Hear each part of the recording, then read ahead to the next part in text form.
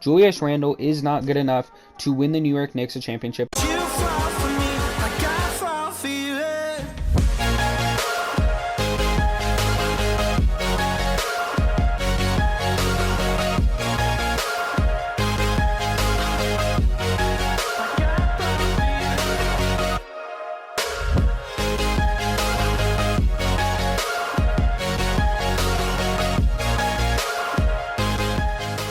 Alrighty, everybody, welcome back to another episode of NBA Now. It's your boy Dom, and we're gonna get right into things here today. So, today, we are talking about the New York Knicks and really what's spawning their problems, and we're just gonna kind of break it down. So, the New York Knicks last year, I believe they were the 4 seed last year, and they ended up hosting that awesome playoff series against the Atlanta Hawks, and coming into this season, you know, they made some acquisitions of like a guy like Kemba Walker, and they paid a lot of money to Evan Fournier. They also went out and they paid a lot of money to a lot of guys on their roster. I believe they paid Alec Burks. They paid Nerlens Noel. They paid, like I said, they paid Evan Fournier. And you have guys like RJ Barrett, who's going to be coming up for a contract pretty soon. They paid Julius Randle this offseason. They paid Derrick Rose this offseason. And they also have the main man down below for them in Mitchell Robinson, who is also going to be coming up for a contract extension here pretty soon. So this is a team that really locked in their team. They said, okay, we got a lot of good veterans. We've got some good young players. In a couple years, they're going to need some money, but let's do this. Let's stick with this core. You know what I mean? We made the playoffs and everything, and it was big for them, right? They hadn't made the playoffs in a long time. The New York Knicks were the laughing stock of the league for a while there, and you know they really got things going last year, and I think far and away overachieved, but that overachieving has quickly led to underachieving, especially in the eyes of the media, where once the Knicks were good, it felt like the media thought that they were forever going to be good, and it didn't matter what they did, right? But roster changes matter, everything matters, and what they did was they went from one of the best defensive teams in the league to not a very good defensive team and a much improved offensive team. We saw, you know, the Hawks take advantage of Randle being really their only offensive weapon last year in the playoffs, and so that's what they did. They said, okay, we need to fix that. They went out and they got Kemba. They went out and they got Evan Fournier, and they kind of shifted to a more offensive team, which has hurt them a lot because now they're at 8th currently in the NBA standings. They're at 10-9. They're right in that mix for the bottom of the play-in with Philadelphia and Boston and Cleveland and Toronto. Even Indiana's kind of in that range, and Atlanta's in that range. So they're kind of in that mix for that bottom half of not only the playoffs, but the play-in and the 7 and 8 seed whole area. They're kind of in that play-in mix, right? And you would think that this team, obviously with Tom Thibodeau, would be a much better defensive team, but when they have guys out there like Kemba Walker and Evan Fournier, it has really impacted their defense in a negative way. And it makes you wonder if they didn't go in the right direction, right? If they should have kept that super strong, gritty defensive mentality and then tried to lure a star away with the New York mentality and all that, and just stuck with what they had that was working, right? But I think that they tried to reach a little much, and I think it's hurting them. Another big thing that's hurting them is Julius Randle, right? He isn't what he was last year. Now, last year he did make an all-star team and was named most improved player, but he only improved 5 points from the year before, and his last year in New Orleans he averaged over 20, so it wasn't his first time averaging over 20. Personally, I don't think he deserved most improved player. I think a lot of the reason he got it is because he plays for the Knicks. I think there were a couple other candidates out there that deserved it more, but Randle did end up getting it, and ended up showing maybe he didn't deserve it in the playoffs. And this is no shot at Randle. I think Knicks fans were, and a lot of media was overrating what he was. And what he is really is he can be I think he could be a second option or a third option on a championship team, right? He's a guy that he can get you a bucket. He can play good defense. He's a good rebounder. He's got all that going for him, but he's not a championship number one. He's nothing like that, right?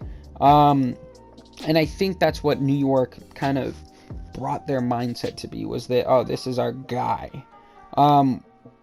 And he's not. I don't think you can say that he is guaranteed your guy to be your number one guy. And if he is your guy, then you're not going to win a championship with him, and it's bottom line like that. Julius Randle is not good enough to win the New York Knicks a championship on his own.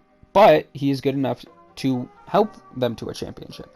And now he's dipped a little bit in scoring this year, about the same with rebounds, averaging over 10 rebounds again, and then his assists are a little less, from 6 to 5, but nothing major there. His turnovers haven't jumped or anything like that, but it's when you go and you look at some of the efficiencies, right? From the field, he shot 45% last year. He's shooting 42% this year, nearly a career low. His only lower season was his rookie season, in which he played one game and shot 33% from the field. So really, he's shooting a career low from the field right now at 42.2%. And then from three, he is only shooting 34% from three, which compared to last year, he shot over 40% from three. So although he's not having a bad three-point shooting year, comparatively to what he did last year, it's not close, right? He's shooting 5% less from three. He's shooting more threes this year, and he's making less, which is a problem. And although their offense hasn't suffered due to it, him not being at that high, at what he was last year, I think has hurt them. And then the whole defensive thing of them not being, or trying to set, I think they were trying to set like a defensive standard for the NBA. You're going to come in and hustle and stuff like that.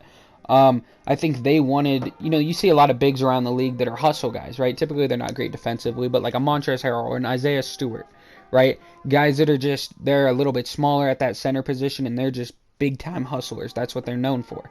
And I think the Knicks wanted to kind of set that as what they were known for, but across their team defensively. Because, those guys will get a lot of rebounds for being like 6'8" at center or whatever, Montrezl Harrell and Isaiah Stewart. But I think the Knicks, they wanted to be very good at hustling. And I was watching this video earlier by Sporting Logically, and he said that, or I was watching it earlier yesterday, I can't remember. But he had said that the Knicks themselves went from one of the best three-point defenders in the league, so they were allowing opposing teams to not score from the three-point a lot, to one of the worst teams at that in the league, which is a super big thing. And a lot of that is to the perimeter defense dropping off quite a bit. And now it's kind of a balancing act that you have to play, but would it have been better if they'd stuck with developing quickly and letting Barrett take more of that perimeter scoring type of role? Maybe. And I think, you'll never really entirely know, because that's not what happened. But what did happen is their defense suffered and their offense got better with the improvements that they made. That's what we know. And how can they fix this? Well, I think Kemba, the way I look at it is you got to make a choice. It's going to be Kemba or it's going to be Evan Fournier. I think the other one, you just need to move for assets, or if there's a way that, D Rose and Fournier can be a positive defensively, because Fournier is a little bit of a bigger guy at that two-guard position. So although he's not great defensively, he's got a little bit of size to him that kind of helps him out there, whereas Kemba's a very undersized guy. So personally, I would try and figure out what you can kind of do with Kemba. And, he's the hometown guy and everything like that, but maybe we see Kemba move to more of a sixth-man role, or maybe we see Kemba move off the team, right? Move off the team for assets or something like that, maybe to a team that just feels like they need that punch kind of off the bench. And I guess if we were looking at Kemba Walker trades, there's a couple teams that, could kind of use that. Right, I think when you look at the Cleveland Cavaliers, right, with Colin Sexton, I believe, out for the year, bring in another guard and a guy that can mentor Darius Garland alongside Ricky Rubio. I think you move Ricky Rubio into that starting lineup because he can be a plus defender occasionally next to Garland, or you play Okoro at the 2, whatever you want to do. And then if you can kind of have that scoring punch of Kemba Walker off the bench, that could maybe see if maybe that's the role that they want to shift Colin Sexton to do, that they could kind of test the waters with that as they kind of continue to fight for that playing spot. I think Philly is a great spot that he could go to. Obviously, wouldn't see that happening in like a Ben Simmons trade. I don't think Kemba's value is anywhere near what it was, especially when he was in Charlotte and, you know, early in his Boston career. But there's definitely a move that could happen there that, you know, maybe you can bring in some more defense and give the Sixers a little bit more offense, especially with how injured they've been. Bringing in a guy like Kemba could be a big thing for them. There's also the when you head over to the Western Conference, there's a team like the Dallas Mavericks, right? A team where we've been talking about getting another perimeter creator next to Luka Doncic for years now.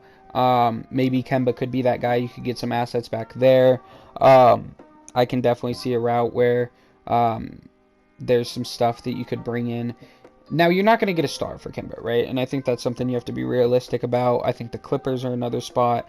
They've kind of got a revolving door at that point guard position. Could Kemba maybe just be better than what they have, potentially? And then I think after that, really the only spot would maybe be New Orleans. Maybe they want Kemba and they want Devontae off the bench. But there's not a ton of trade spots for Kemba, right? Just because of the type of player he is and the name that he is. But there definitely is some areas that you can kind of go with this. And like a route to moving towards more success on the defensive end of the basketball. And I do think that the biggest thing there is just figuring out how to manage Kemba. Because Kemba's a good player in his own right. But just the fact that he's so bad on defense. Like he's not going to do anything positive on defense 99% of games, you know what I mean? So if you can just find a way to disguise that or hide it, all right? Like maybe we see something where Thibodeau's putting more pressure on a lot of other guys to kind of mask his defense, like Boston did with Isaiah Thomas. But is Kemba Walker at this point in his career worth doing that for? I'm not sure, right? Can he be a top 5 MVP candidate? I don't think so, especially at this point in his career. So I think that's a big thing that they're going to have to decide. I think if they're going to stick with Randle as their guy or how they're going to do all that is something they have to decide. And then I think the biggest thing for this team is if a star becomes available, they need to go for the star. Because they're not going to be bad enough to get a star in the draft like Paulo Banchero or Chet Holmgren, who I'm watching the Duke-Gonzaga game right now, and it is a very good game. But I also made videos on both of them you guys can go check out. But regardless, like they're not going to get like a top guy like those two in this upcoming draft or anything like that, or anytime soon within the window with some of their other guys, right? And they don't want to be that bad to get that pick because, you know, they finally kind of got out of the rut of being at the bottom of the league, and they want to try and build a culture that encourages winning and playing hard for basketball games and everything like that, rather than just a losing laughingstock in the NBA, right? So I don't think you're ever, or hopefully as the Knicks, right, you're not going to be in that position again. But I don't see them, you know, I think the roster itself, especially with the amount of veteran presence, just has too many decent guys to be at the very bottom of the league. Now with that said, how do you get a star, right? You pretty much are waiting for a big time trade thing to open up, or could Ben Simmons be a guy that you start to target, right? Now bringing in a lot more offense, you know, maybe Ben Simmons is a guy that you think you can play at that like 3 position. You move Barrett to the 2, then it doesn't really matter who you have at the 1 because Ben Simmons' perimeter defense would solve a lot of your problems with this team. So I think, you know, if New York's smart, they kind of try and pull themselves into that conversation or talk themselves into it. Now, if I'm New York, I don't want to give up too much in that case scenario, and I don't think that they would be a high choice. for Philadelphia, but I believe they still have some of the picks that they got for Porzingis from Dallas. They still have their own picks. So, and they still have like young guys like a Quentin Grimes or an Obi Toppin that you can also throw in. And now maybe that requires like a 3-team trade because, Philadelphia is not really going to want those young guys. They want the picks probably for the assets to be able to trade, or they're going to just need to move the young guys to a 3rd team to get more value to Philadelphia that can help them win now with Joel Embiid. But I think that this becomes a real possibility for them to potentially trade for a Ben Simmons as this year continues. I wonder how a Pascal Siakam could look next to Julius Randle. No, I think one of them would have to come off the bench for large stretches of the time. But, as a closing lineup with Siakam at the 5 and Randle at the 4, or whatever, you maybe move, if you're going to move in that offensive direction, that's a way to do it while still retaining some defense, because Siakam is a pretty good defender in his own right, although not going to be what Mitchell Robinson is, especially if Robinson becomes super disciplined or whatever. But it does open up some questions there. Bradley Beal, I think, is a guy that isn't terrible defensively and could really make something happen. Now, I don't see the Wizards trading him at all this season, and in fact, he's probably going to stay his whole career in Washington at this point. That's another video for another day, though. And then after that, it's kind of up in the air what's going to happen. Maybe Indiana decides to blow it up, and you can go and get more of an interior presence that in a Miles Turner that allows, because Mitchell Robinson's a good shot blocker, but he's a little undisciplined, whereas Miles Turner, I think, has more discipline to that. So if you can go get a guy like that, it allows some of your perimeter defenders to kind of go after the ball a little bit more, and be a little bit more gutsy, even if they're not the greatest one-on-one defender, right? If Kemba's going after the ball and he gets beat, well, he's got that safety blanket behind him or whatever. That kind of helps you there. It's something that we've seen with Cleveland really thrive with this year, where, they have their 2 smaller guards in Garland and Sexton, but those guys were able to kind of just go after the ball because they had Allen and Mobley behind them as that safety net, safety blanket, whatever you want to call it, so that they wouldn't just give up an easy bucket or anything like that. And so there's a number of guys that could become available. Not a ton do I think really could come available in the Western Conference, but if a Brandon Ingram becomes available, maybe that's a guy you want to put next to Julius Randle. I don't think either of them still could be a number 1 option, but it does improve your talent probably on your team. And who knows, maybe an RJ Barrett could be moved in something like that, where I think potentially the Pelicans would be interested in that, and I'm sure Zion would be interested in reuniting with his college teammate. So there's definitely some stuff you could try and make happen. It'll depend a lot on how the season continues to go. If the Celtics are bad, maybe they look to make some moves or something like that.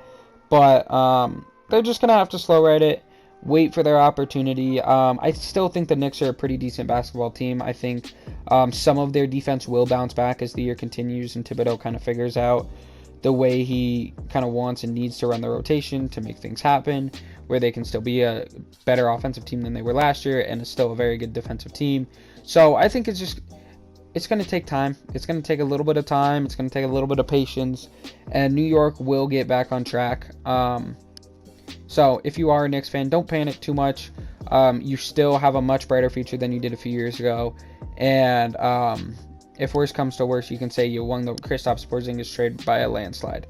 So, that's going to be it from me. It's been your boy Dom from NBA Now. I hope you guys did enjoy. Let me know what you guys think about the Knicks situation and what you think they can do to kind of get back on track.